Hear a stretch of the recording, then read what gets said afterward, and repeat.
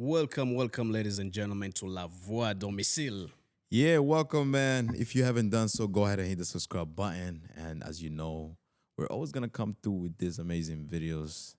We're not just gonna react to just specific things that fuels our interest, but we're gonna make sure that we react to things that also fuels your interest as well, so that way we can stay connected.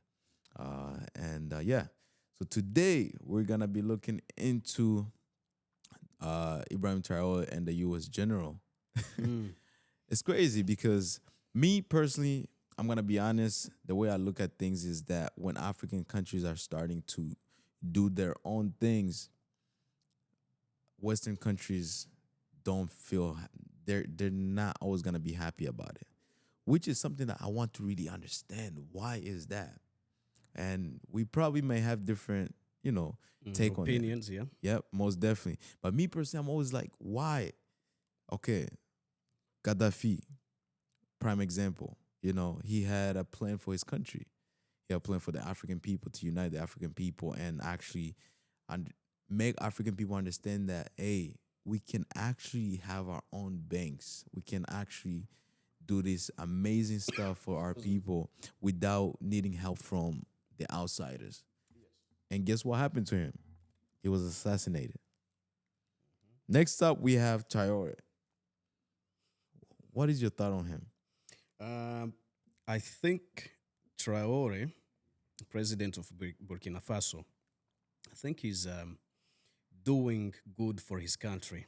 He's trying his best to um, look after his country, protect his country militarily, economically, technologically. I think he's trying to do what he can, but there are many forces, global dominant forces that are taking notice, and they're trying to get, as you know, China has influence in Africa, Russia has influence in Africa, the USA has influence in Africa. Maybe not as much as they used to before. Right. Europe, European nations, some of the like France, France for got kicked example, out. they got kicked out, but I don't think they're completely out Yeah, that's true. yet. Yeah. They still have investors that still get things. I mean, gold reserve is the most powerful thing to actually look at right now. Yes. And I think Traore have come to raise his country's, wealth to, I think, some $1 billion, $1 trillion. I mean, $1 billion or so, which is amazing. I mean, like you said, It is. he's doing amazing things for his people. I mean, he have been giving farmers, new farming machines. He have been he promised old people that they do not need to pay electricity bills, water bills, or anything ever again Wow. when you reach a certain age if you're old, which is why a lot of African people are so much in support of Traore. A lot of people are looking at him and saying, "This is the guy. This is the guy that's here to, Revolutionized. revolutionize, Yep. the whole Africa." Well, I have a different take on that because I don't think him looking after his country and trying to provide the basic fundamental, the basic needs that his citizens need, I don't think that really translates into changing the whole continent of Africa. I think it's good for his country. I think it's good for Burkina Faso, and he should keep doing what he's doing. But the one thing that people need to be careful about is just don't have a mentality of a crowd mentality, just some kind, just because someone is doing something, then that's like the main thing that I'm focused on. How about you think about your own problems? Mm. Because Africa as a whole, Africa has many, there are many countries. Africa is not a country, it's a continent. And every country has their own problems. And in order to fix your problems, it's good to learn from people who are doing well. Sure, you may criticize them or, try to praise them as much as you want. Yeah. But again, you've got to come back, look at how you are living yourself in your country and change as well.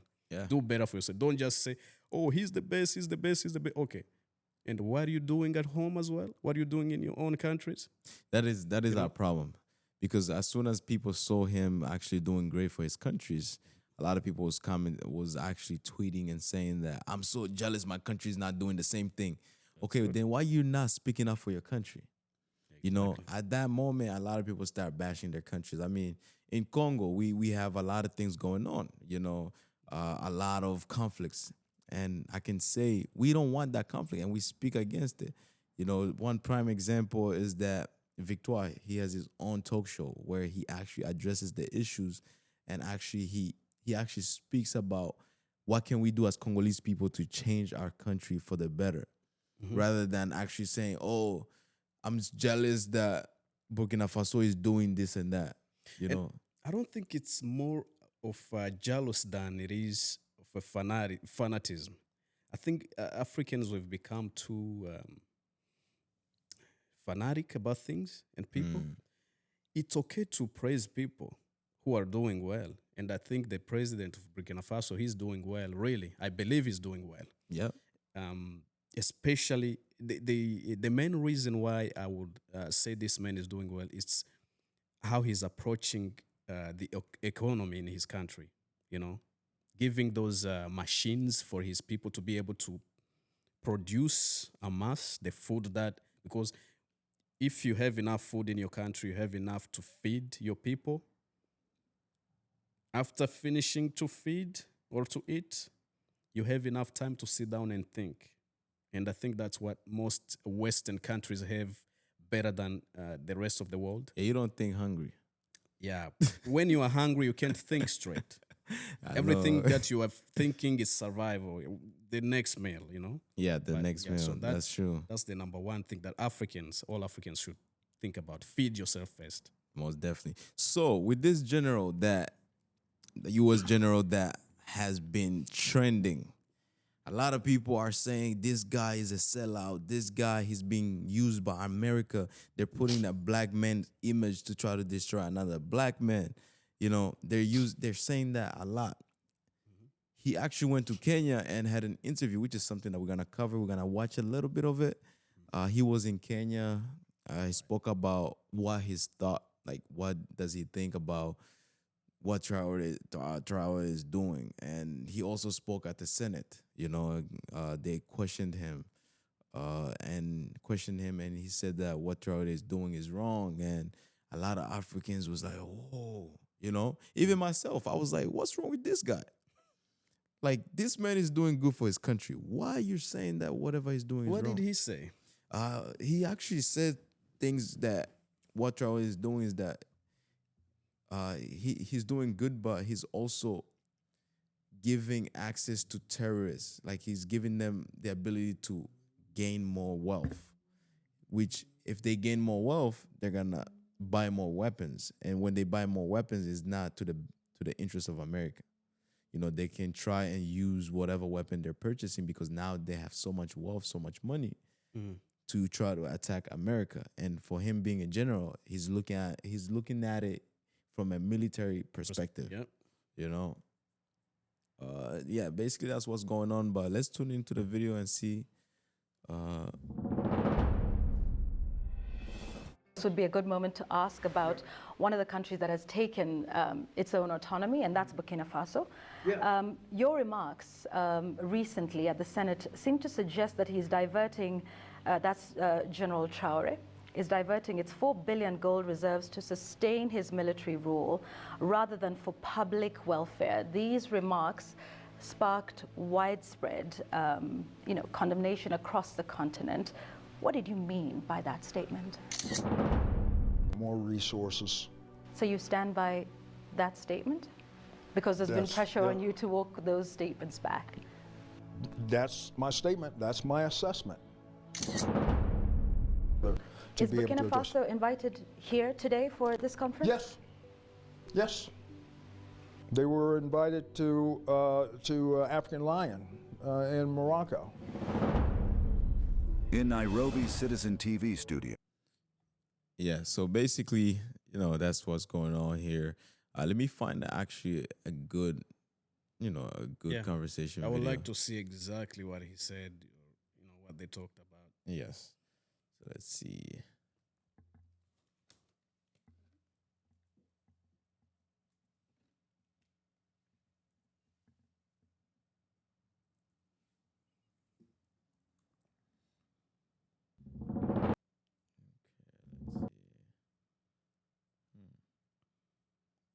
What is that interview? Yeah, it's crazy. I mean, from the start of the interview itself, that little preview that they gave us, basically you can see that Yep.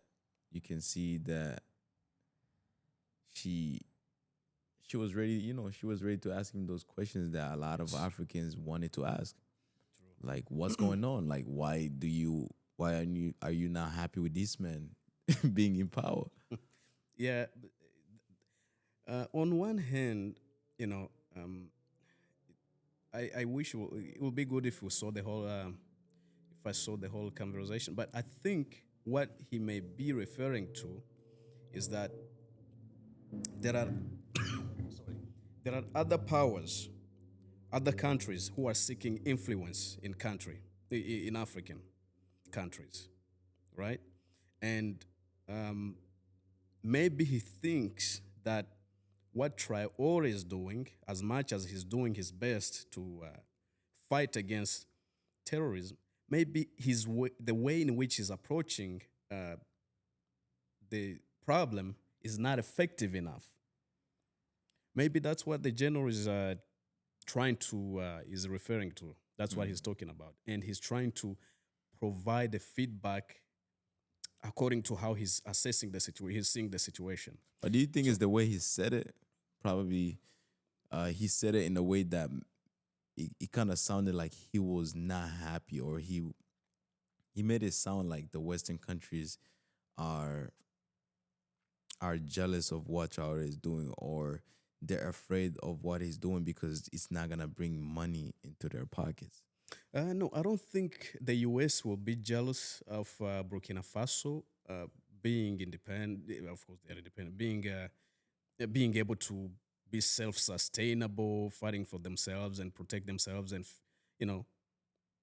developing their economy. I think what they may be worried about is other countries like China, Russia, who may be in Africa as well, trying to influence these countries like Burkina Faso. Because if they influence Burkina Faso, then they have more ways in which they can compete with the USA Yeah. on the global market, or on anything else, if you think about it. Yeah. So, on one hand, I think the US really does need to have some influence in Africa rather than having any other country, any other global power to have, for reasons like, the things that they believe in, and the, Yeah, because he spoke about terrorists yeah. having access to the gold reserve, like being able to. I mentioned it where if they're able to get the gold and all the wealth that, they could do trade privately with Burkina Faso, they can use that to buy weapons. Like he said something about ISIS, they're starting to get stronger again. I don't know if that's the reason why, but we're just gonna listen to him now and see what he says. Then we went to have our own last year in Botswana. And it really opened things up to address issues, military issues, security issues, shared objectives of how to achieve security and stability across the continent. So that was a purpose. And now we're here in Kenya. And as I had discussions with the Chad, General Kariri, he says, yes, I would love to host this conference. So it's an ownership by the chiefs of defense across Africa. And here we are. Tell us about the relationship between, AFRICOM and, of course, the various militaries around Africa. And we'll come to Kenya in a moment. But speak to us about the cooperation and the support that's been provided. How would you categorize that? Oh, wow. It's broad and wide as far as our engagement with the militaries across the continent, across the regions from North Africa to Southern Africa, East and West. We deepen our partnerships with various countries and their militaries to build towards what we see first as security comes first. For good governance and to institutionalize the militaries is the first step to be able to get stability and also prosperity for countries. That's where we engage with various countries across West Africa and East Africa and across the Maghreb as well, and then in Southern Africa. We've been building on these relationships for years, since 2007, 2008, engaging with various African countries that have shared objectives, shared values in our approach to the threats, but also to explore the opportunities. Okay. What's the shared objective with Kenya? We know we recently got, major non-native. They're here and they can provide better than the government. So they've been doing that for a number of years. They've been doing a number of, was a coup within itself. There's a lot of things that was said. Yes. So this was a long conversation, but we're not gonna go through the whole thing. Nope. I just wanna find where kind of In 2007,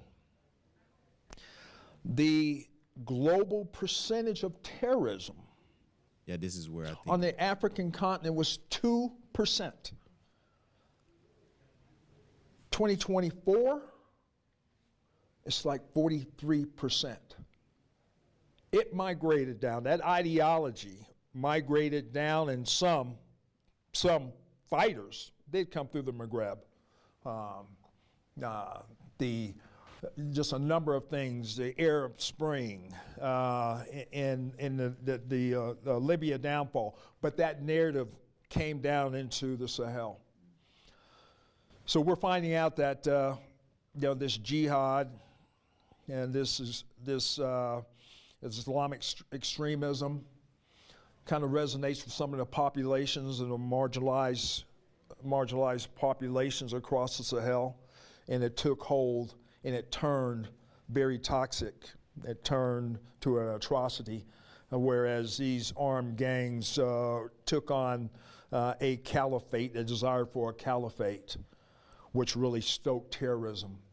So how do these countries meet this? There's a number of ways. None are modeling a simulation. This is not just kinetics. It's not just being able to have offensive operations to clear. It's a whole of government approach by these African countries, building in education systems, building in the true sense of religion in these populations and providing services. So these military-age males are not indoctrinated into terrorist activities. Yeah. Is that a change of approach, I think, with AFRICOM? Because we've heard of a move towards, perhaps from the whole government approach that you speak to what I've heard termed as burden sharing. Is there a change? Yes, it is moving to burden sharing. Explain to us what that means. So we did whole of government approach, and then we know that change of administration. But then when you look at the military part of it, knowing that that's the epicenter. Okay, this is where actually he spoke about ISIS, and I think he kind of like mentioned about something about terrorists, and it was interesting to listen to. But I want you to actually listen to it and tell us how you feel about that.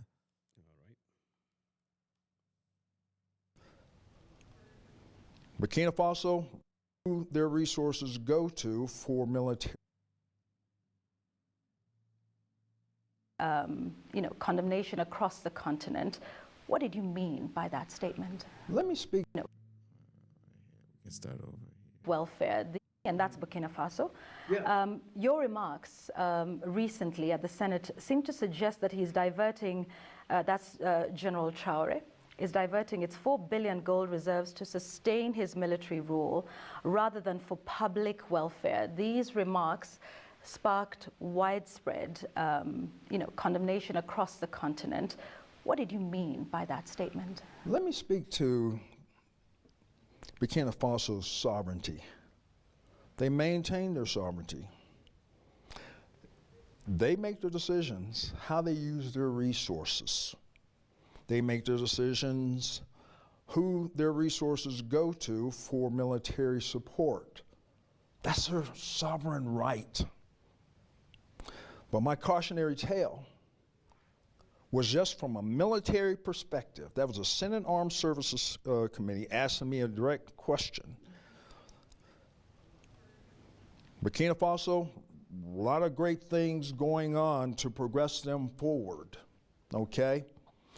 But then when you look at the military part of it, knowing that that's the epicenter of global terrorism, it was my time to illuminate that this is probably their weakest point, and there needs to be sufficient resources going towards for the whole fight of terrorism in that country, period. They make their decisions though. That's their sovereignty, their sovereign right to make their decisions, what is appropriate, what's not. But I wanted to illuminate that it's going in the wrong direction now. ISIS is getting stronger. JNIM is getting stronger. Al-Qaeda in the lands of the Maghreb is getting stronger in that country. And do you think it's getting stronger after General Traore took over?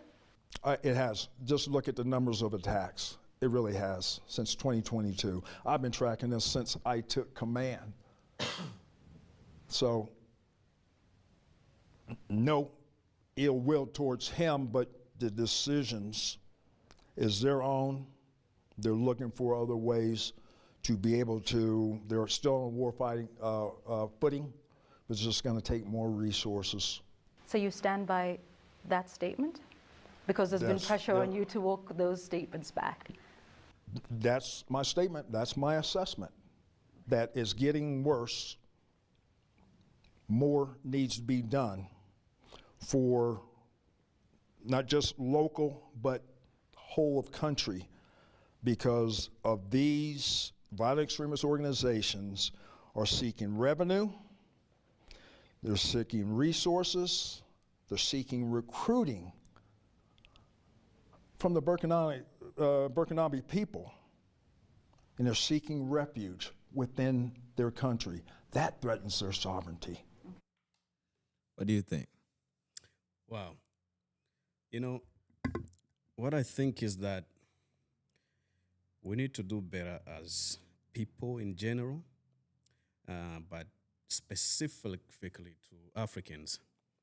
Need to do better in taking criticism, constructive criticism. If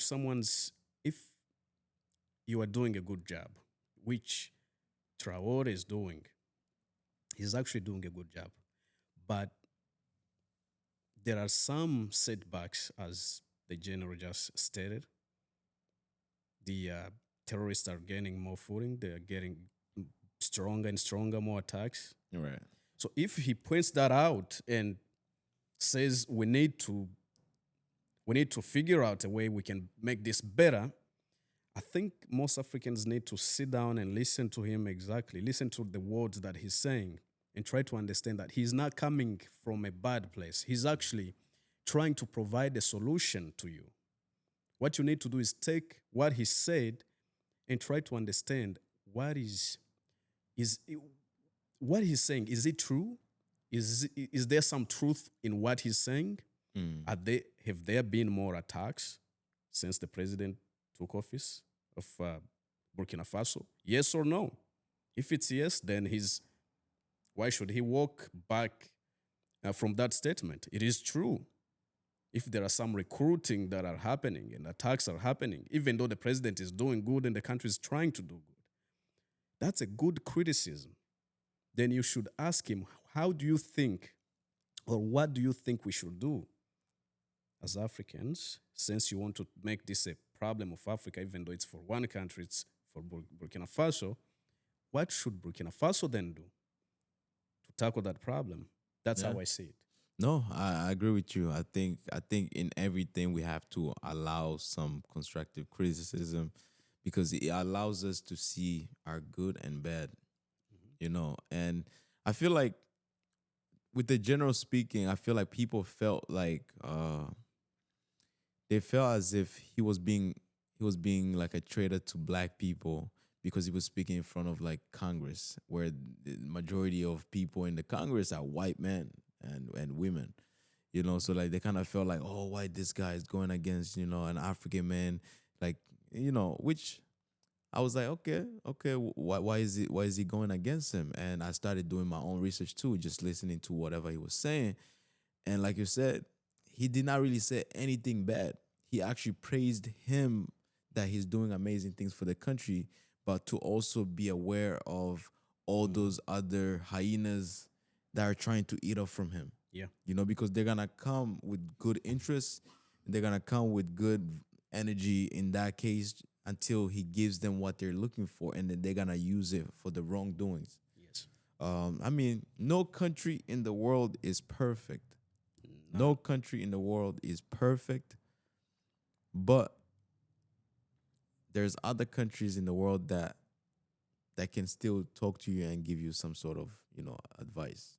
Yes. And I feel like that's what we need. I feel like that's what we need as African nations. We have to be able to listen to each other.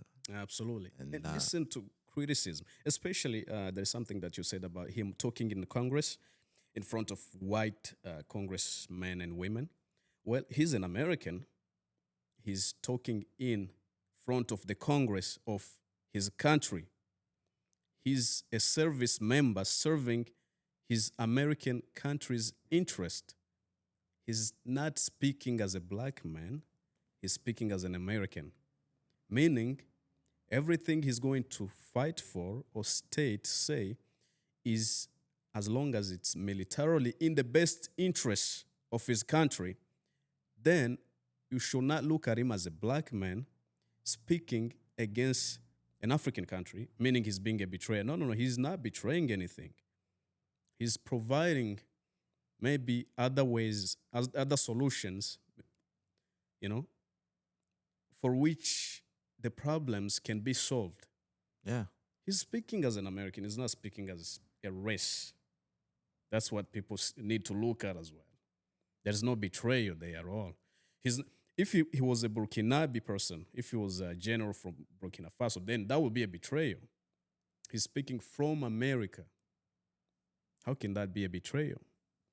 Yeah, nah, that makes a lot of sense. That makes a lot of sense. But yeah, man, there you have it. I mean, like we all say, if you disagree with our opinions, if you disagree with what we said, go ahead and comment below. And there's nothing wrong with that. I mean, we all gonna have things to say. Absolutely. And if I don't understand why some people may take it too hard. If you do, okay, cool. But yeah, go ahead and hit the subscribe button, man. Appreciate all the love and support y'all been showing. This is La Voix Domicile. La voix à domicile. All right. And see you guys next time. Peace. Peace.